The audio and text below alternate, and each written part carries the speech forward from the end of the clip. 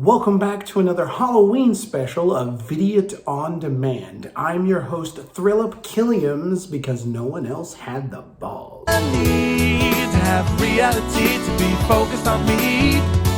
I'm on TV. I am a Vidiot.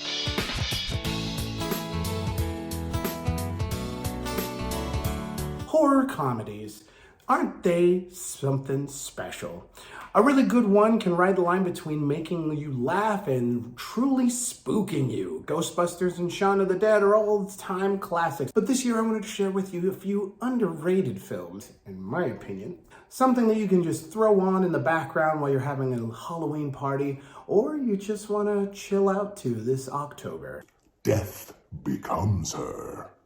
When I was a kid, I remember being at somebody's house. It was like a friend of the family, and for some reason they decided to put this movie on. Needless to say, I was intrigued by the premise of this film, and it, to this day, holds a special place in my heart. It's way more of a screwball comedy than horror, but there is a dark fantasy undercurrent going on in the background that I absolutely love. The story involves two rivals who have hated each other since high school and are competing over the affection of Bruce Willis cosplaying as a drunk Ned Flanders. On one dark and stormy and particularly vulnerable night, Meryl Streep's character decides to take the advice of a peculiar acquaintance and buys a youth potion from an exotic mystic. But what good is immortality if you're already dead?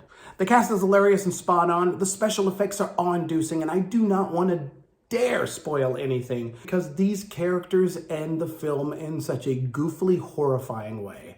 It's a must-watch. Elvira, Mistress of the Dark. Elvira is a character that I briefly discussed in my pop culture childhood crush video a while back, and go check it out. There's a link here and a link in the description below. This is her first movie, and it really catches you up to speed on what her whole deal is. She's a hot horror hostess that likes being the center of attention, but doesn't mind putting people in their place if they disrespect her. Constantly being judged by her looks, we see how she navigates being the loudest personality in a morally conscious small town. This movie actually tackles some uncomfortable truths about what it is to be a woman. So technically, Elvira did it before the whole Barbie movie, and with Wednesday's aesthetic, she's so ahead of her time. I wouldn't call this a perfect movie by any means, but it is cheesy 80s fun wrapped in a spooky, sexy package. Black Sheep. Since Jaws, people have made killer animal movies. Some successful, others less so. This movie, in my opinion, has a perfectly executed premise. Black Sheep. Not the Chris Farley, David Spade joint. No. Everybody knows that Tommy Boy is way better. I'm talking about the brilliant New Zealand film from 2006. What if you have to survive a flock of bloodthirsty sheep? Surprisingly, the animal does lend itself to getting a horror glow-up. This is one of those films where everything you think would be awesome if it happened actually does, and the movie is way better for it. Let's get the flock out of here. There's something in here. Warm Bodies. This movie asks the question, what if Twilight, but good? Playing fast and loose with the established zombie lore makes for a great metaphor for what it can feel like when you suddenly feel love and how that affects both you as a person and the people around you. This movie made me care more about a relationship between a zombie and a human girl than it had any right to. It's a great October date night movie. The Frighteners. Before Lord of the Rings, Peter Jackson was famous for making incredibly gory horror comedies. Thankfully, if you're squeamish, this isn't one of them. What if a guy started a ghost busting business, but the twist is the ghosts work for him? Okay, well, folks, I can do a clearance, but it's not going to be cheap. Although I do offer a 6-month guarantee. He's scamming people supernaturally, which is hilarious in itself. But things get serious when the Grim Reaper starts advertising who he's going to kill next by carving numbers in people's foreheads. This film is filled with Looney Tunes style action and genuinely disturbing third act, which takes this film into a whole nother level. Tucker and Dale versus Evil. Here's another great premise. A bunch of college students go out to a cabin for some fun and relaxation, but are creeped out by two nearby hillbillies. The students share tales of crazy inbred country folk that went on a murder spree, and it starts to freak everyone out. But the titular pair, Tucker and Dale, are only interested in fixing up their cabin and going fishing. Oh, it's some pancakes. You hate pancake? I'm gonna make you something else. The comedy comes from the misunderstandings, but the horror from the creatively gruesome ends brought on by hateful and fearful prejudice. I think the only weakness is the actor who plays, well, evil in the film's climax. He didn't quite up the ante in his performance, but the main guys are so funny. Alan Tudyk and Tyler Bean are so amazing in their roles. The girl that we have, she can maybe explain the whole thing. You've got another one inside. Yeah, she's in my bedroom. From their point of view, it's just a bunch of people unaliving themselves in the woods near their property. Great laughs, and like all good horror, some food for thought. The Final Girls. This is one of those clever movies within a movie kind of movies. What was uniquely explored in Last Action Hero for the state of action cinema at the time is done similarly here, but with loving homage to the slasher flicks of the 80s.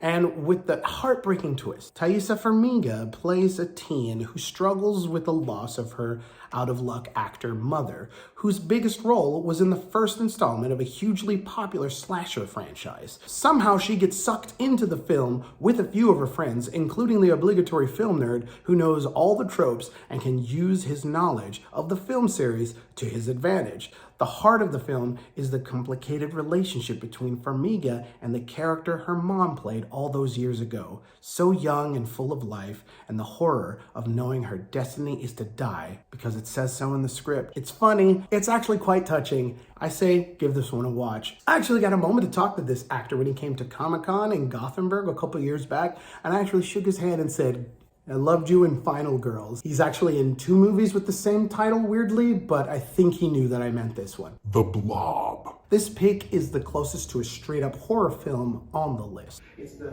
third in a trilogy of movies that were part of the 80s remake of 50s horror revival era, which, as we all know, is, of course, the official title. I put this under horror comedy because, unlike The Thing, for example, this movie has quite a few laughs, and the overall tone is really fun. It also has the honor of being the film that I was incredibly grossed out by and didn't dare to watch for the longest time because of this scene. Goo! I don't want to give anything away because the script is so good and, quite frankly, ahead of its time, in my opinion. So if you're a fan of horrendous goo coming to... Hello?